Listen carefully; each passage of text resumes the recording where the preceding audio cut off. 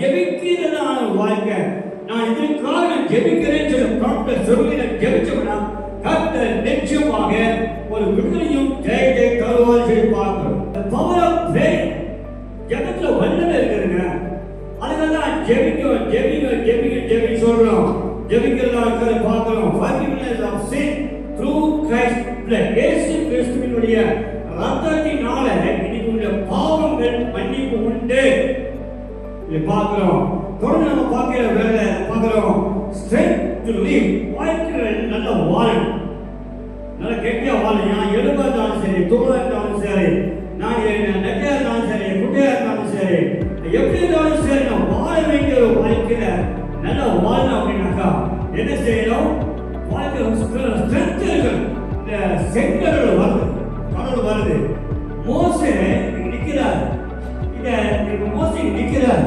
இப்போ இந்த கடவுள் நினைச்ச தள்ளுது நிறைய. ஆனா நான் வீட்டுல விலக கிடையாது. நான் மோசே என்ன பண்ணிட்டேன்னா அப்படியே கடந்து போயிட்டேன். செங்கடல் ரெண்டாக விழுந்தது. செங்கடல் ரெண்டாக விழுந்ததுன்னு சொல்லி பார்க்கணும். இங்க பயங்கரமான சிங்கம் இருக்குது. பயங்கரமான சிங்கம். 1 2 இல்ல. அந்த கால சிங்கம் பயங்கரமா இருக்கும்.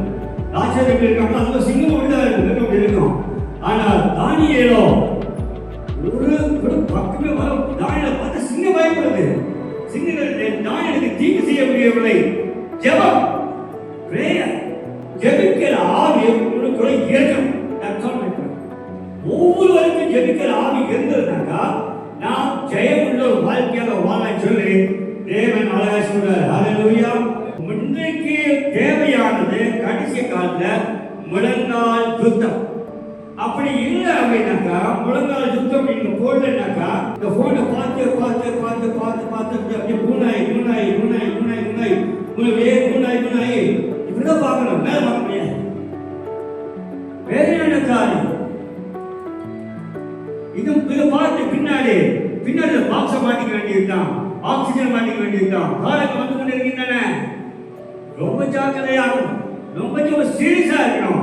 Prayer life is very, very important.